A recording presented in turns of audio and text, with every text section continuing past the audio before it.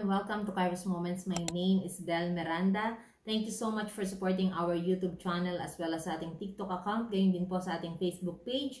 And if you think our videos are inspiring people, I'd like to encourage each and everyone to share, not for me, but for the glory of the Lord Jesus Christ. Dahil araw-araw ay mabuti ang Diyos. Now, for this episode, I am so excited to share another testimony. At isa po sa ating pag-uusapan ay don't forget the true source. Now, have you ever faced a desperate situation in your life, whether in terms of finances or financial or health or even relationship? Naranasan nyo na po ba talaga na talagang nasa pinaka-lowest point ikaw ng iyong buhay? And you are somehow hopeless because, let's say for example, in business, your business went bankrupt, or your loan sa bank was denied, and even sa iniraman mo na friends ay dininay ka, and even the clients na inaasahan mo ay hindi tumuloy na mag-purchase sa'yo, and even the project na inaasahan mo was not awarded to you. And so many reasons na talaga namang madidisappoint sa buhay because of what is happening around us. Now, I'd like to remind each and everyone, remember this, that our source is not the business, our source is not the bank, our source are not the people around us, and not even our clients, and not even the people na nangako sa atin. Our true source is the Lord. Now, let me share our testimony. Now, after the pandemic, yung aming business din po ay nagkaroon ng problem when it comes sa finances. Though nagkaroon kami ng mga project, though there was really a great provision, pero dahil nga po sa may iba kaming pinaglaanan pa ng aming mga finances, sa madaling salita, mas malaki yung expenses kaysa sa kinikita. Mas malaki ang lumalabas na pera kaysa sa pumapasok na pera. Until such time that I realized, and of course, yung aming finance manager reminded me, hey Belle, ito na lang yung pera na natitira sa collection natin. Kasi lahat ng pera na meron tayo ay puro na lang pambayad sa utang. And I was shocked. My first reaction was, paano nangyari? Saan napunta ang pera? But of course, gumawa siya ng computation, and doon ko na-realize na napakagastos pala ng pinaggagawa namin, lalo na po ako. Now, what happened is, syempre pag nakita po natin na parang ito na lang yung laman ng bangko, ng bank account mo, and pagkatapos you have a lot of people na kailangan bayaran, even sa bangko kailangan bayaran, and pagkatapos may mga project pa na kailangan i-finance. So syempre parang, oh my, what happened sa desisyon na nagawa? Oh my, will I be able to recover kung ano man ang nawala sa aming business, especially sa finances, kasi marami kaming babayaran.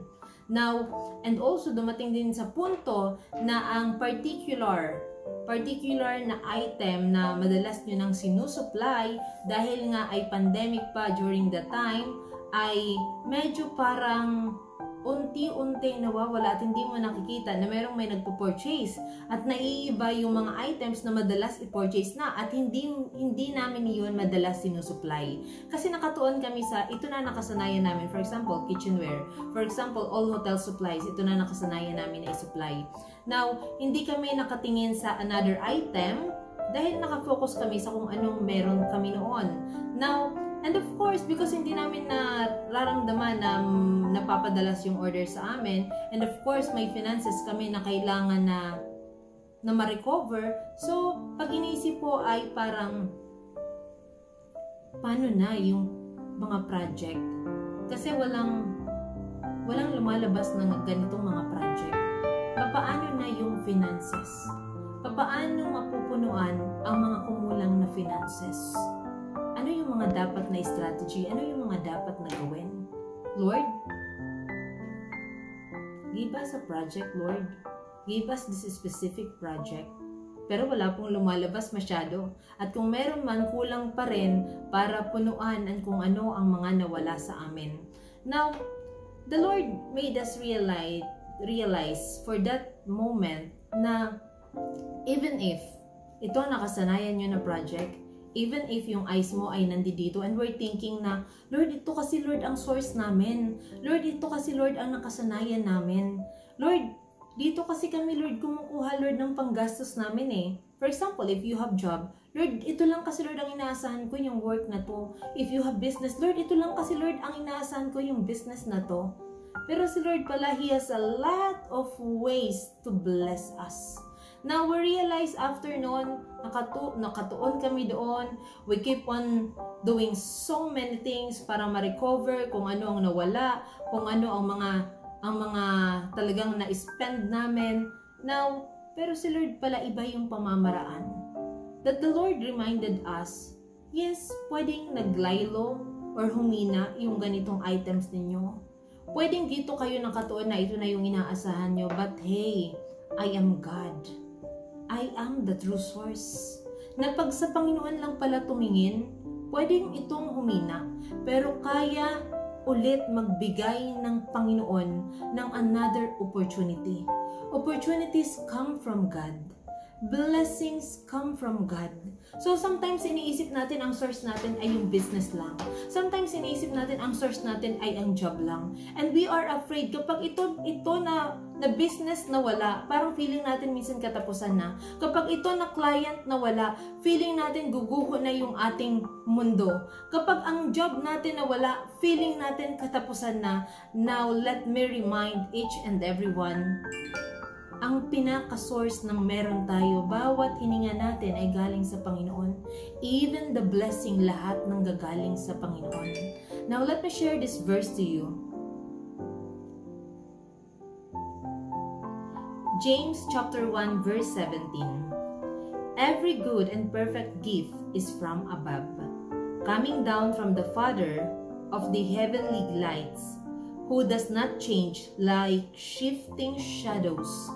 God doesn't change. He is the God of yesterday, today, and forever. Na minsan ma-disappoint man tayo ng mga tao sa paligid natin, even kung if you apply for a loan sa bank, kung ang bank na-reject ka, ang Panginoon hindi ka i-reject. Kung ang kliyente natin re-reject tayo, ang Panginoon kung saan linalagay natin ang ating tiwala ay hindi tayo i-reject. Pwedeng itong mga items, itong mga product na meron na tayong existing, kung ito hindi mag-workout, it doesn't matter. It's okay because we don't depend on the product. We don't depend on the business. We just depend on God, who is the true source of everything. Now, another verse,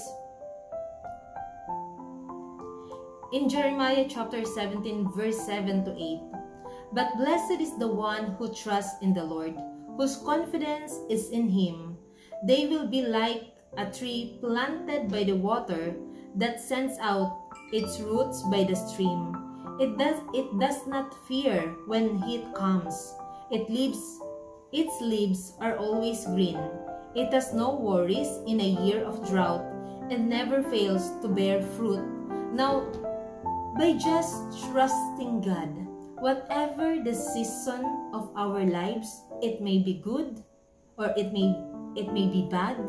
Now remember that the source of everything, every good and perfect gift is the Lord.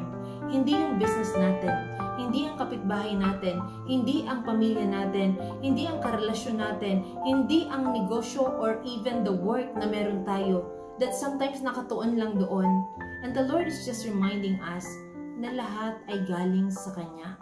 So you see, even po noon we realize na when we just put our trust in the Lord, lahat ng nawala sa iyo, in a blink of an eye, kaya ni Lord i-restore sa iyo. Kaya ni Lord ibalik sa iyo. Hindi lang ibabalik, hindi lang ibabalik kung ano ang nawala, kundi ibabalik niya pa ng sobra-sobra. May interest pa. Why? Because God is never limited. So to my brothers and sisters in Christ, always remember that the Lord is the true source. hindi ang kung anuman ng mga material na bagay. Ang business na meron tayo, pinagkatiwala ng Panginoon at sa Kanya galing. Ang work na meron tayo ay pinagkatiwala ng Panginoon at sa Kanya galing. Ang health na meron tayo ay galing sa Diyos. Ang relationship na meron tayo ay galing sa Diyos. Ang peace na meron tayo ay galing sa Diyos. So remember who is the true source. Thank you and God bless.